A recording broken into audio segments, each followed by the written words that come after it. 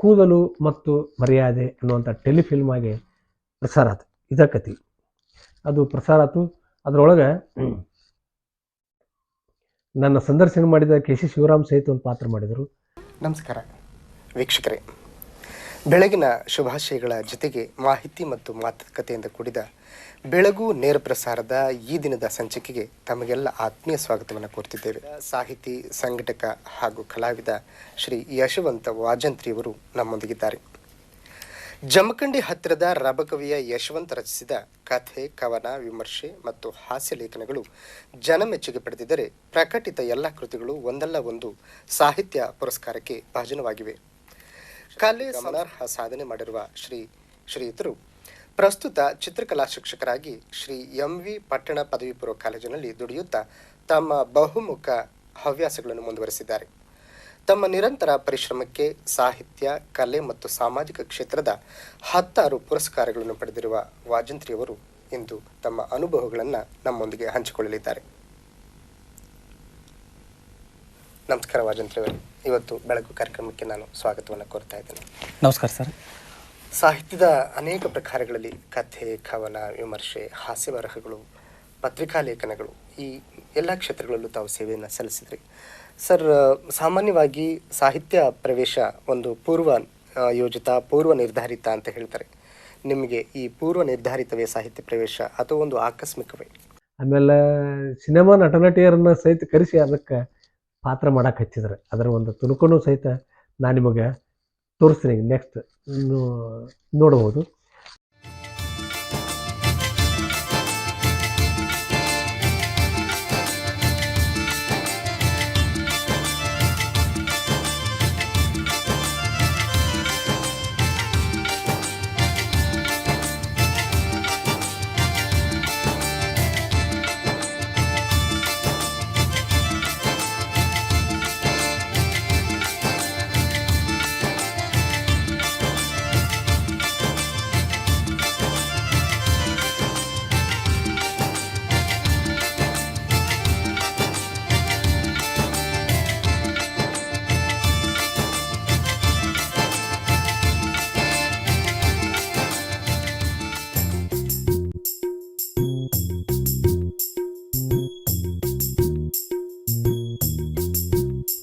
ನಮಸ್ಕಾರ ರೀ ಮಾಸ್ತರ. ಅಲ್ಲೇ ಬಾಗಿಲದಾಗ ಯಾಕೆ ನಿಂತೀರಿ?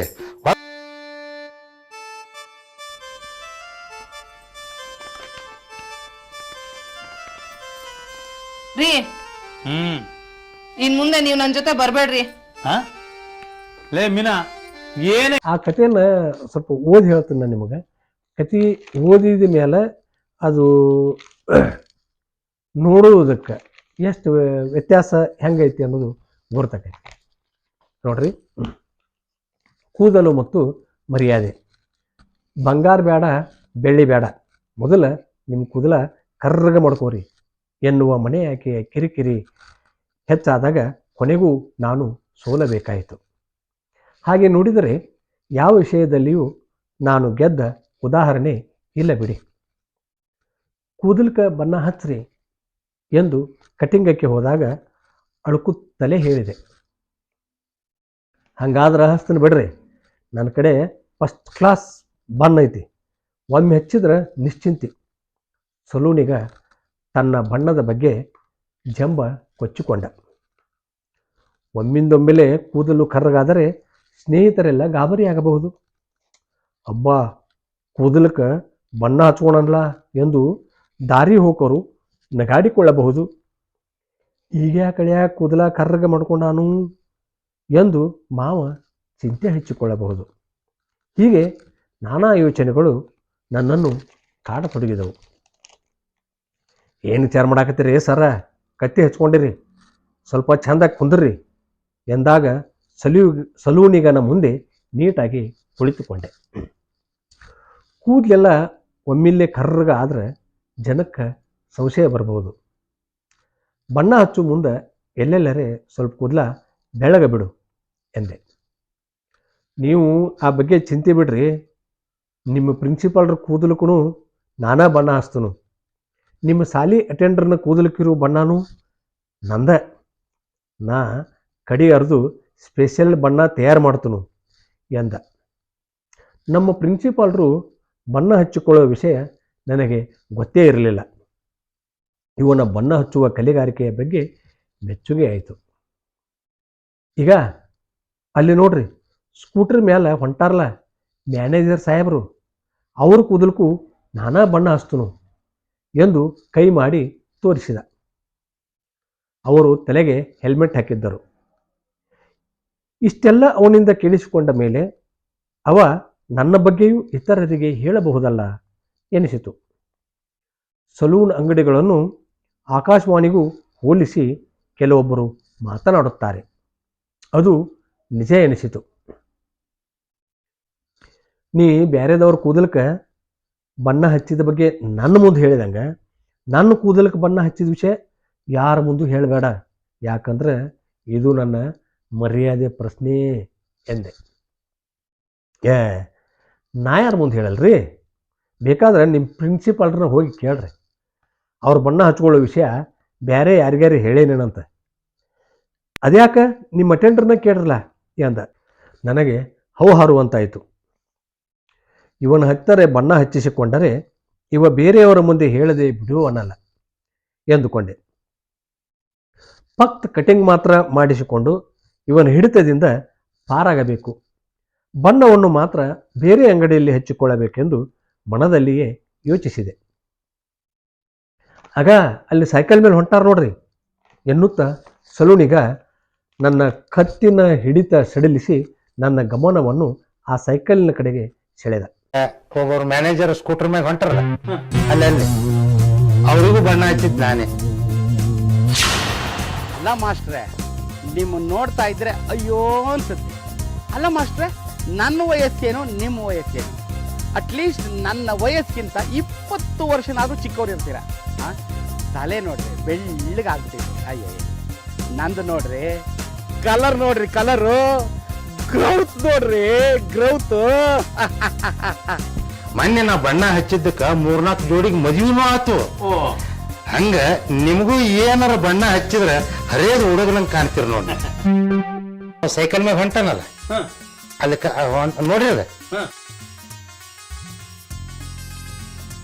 ಅವ ಮೊನ್ನೆ ನನ್ನಂತೇಳಿ ಕಟಿಂಗ್ ಮಾಡಿಸ್ಕೊಂಡ, ಮತ್ತೊಂದು ಅಂಗಡಿಗೆ ಹೋಗಿ ಬಣ್ಣ ಹಾಕೊಂಡ. ಅವ ನಮ್ಮ ಅಂಗಡಿಯಾಗ ಕಟಿಂಗ್ ಮಾಡಿಸ್ಕೊಂಡು ಬೇರೆ ಅಂಗಡಿಯಾಗ ಬಣ್ಣ ಹಚ್ಕೊಂಡಿದ್ದ. ತಲೆ ಉರುಪು ಬಿಟ್ಟು ಮಣ್ಣಗಂಟ ತ್ರಾಸ ಮಾಡ್ಕೊಂಡ. ಮತ್ತು ತಿರುಗಿ ನಮ್ಮ ಅಂಗಡಿಗೇನ ಬಂದ.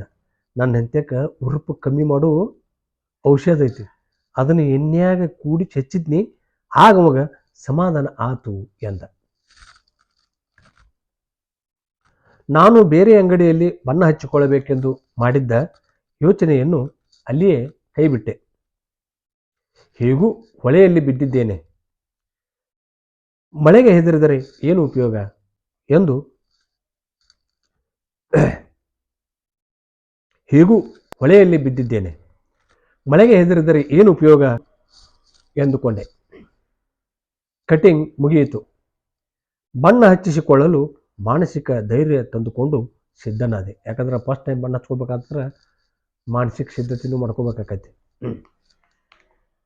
ಬಣ್ಣ ಚಲುತಂಗೆ ಹಚ್ಚು, ನಾ ಕೂದಲಕ್ಕೆ ಬಣ್ಣ ಹಚ್ಕೊಂಡನಿ ಅನ್ನೋ ಸಂಶಯ ಯಾರಿಗೂ ಬರಬಾರ್ದು. ಪೂರ್ತಿ ಎಲ್ಲ ಕೂದಲು ಒಮ್ಮೆಗೆ ಕರ್ರಗ ಮಾಡಬೇಡ, ಎಲ್ಲಿಗೆರೆ ಒಂದೊಂದು ಕೂದಲ ಬೆಳ್ಳಗನ ಇರಲಿ ಎಂದು ಪುನಃ ಜ್ಞಾಪಿಸಿದೆ. ನೀವು ಆ ಬಗ್ಗೆ ಕಾಳಜಿ ಬಿಡ್ರಿ, ಯಾರಿಗೂ ಗೊತ್ತಾಗ್ಲಾರ್ದಂಗೆ ಬಣ್ಣ ಹಚ್ತಾನೆ. ಇದು ಬರೀ ನಿಮ್ಮ ಮರ್ಯಾದೆ ಪ್ರಶ್ನೆ ಅಲ್ಲ, ನಮ್ಮ ಮರ್ಯಾದೆ ಪ್ರಶ್ನೆನೂ ಐತಿ ಇದ್ರೊಳಗೆ ಎಂದು ನನ್ನ ಬಾಯಿಯನ್ನು ಬಂದ್ ಮಾಡಿಸಿ ತನ್ನ ಬಣ್ಣ ಹಚ್ಚುವ ಕೆಲಸವನ್ನು ಮುಗಿಸಿದ. ಮನೆಗೆ ಹೋಗಿ ಕೂದಲೆಲ್ಲ ಒಣಗಿದ ಮೇಲೆ ಶಾಂಪು ಹಚ್ಚಿ ತೊಳ್ಕೋರಿ, ನಂತರ ಒಂದಿಷ್ಟು ಕೊಬ್ಬರಿನ ಹಚ್ಕೋರಿ ಎಂದು ಸಲಹೆ ಕೊಟ್ಟು ಕಳುಹಿಸಿದ. ಮೊಟ್ಟ ಮೊದಲ ಬಾರಿಗೆ ಬಣ್ಣ ಹಚ್ಚಿಸಿಕೊಂಡಿದ್ದಕ್ಕೆ ಖುಷಿ ಎಂದು 50 ರೂಪಾಯಿ ಹೆಚ್ಚಿಗೆ ಕಿತ್ತುಕೊಂಡ. ನಾನು ಮನೆಗೆ ಬಂದ ತಕ್ಷಣ ನನ್ನವಳು ನನ್ನನ್ನು ಕೊಂಡು ಹೆದರಿ ಬಾಗಿಲು ಮುಚ್ಚಿಕೊಂಡಳು.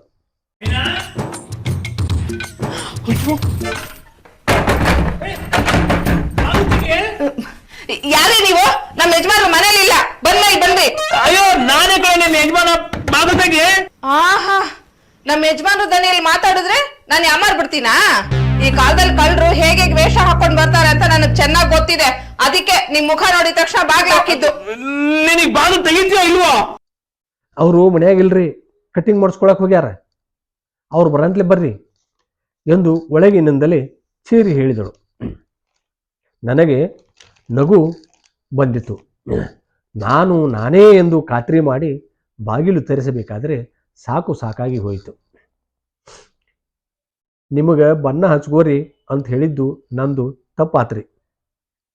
ನಿಮ್ಮ ಈ ಕರಿ ಕೂದಲ್ದಾಗಿನ ಮುಖ ನೋಡಕ್ಕಾಗವಲ್ತ್ರಿ.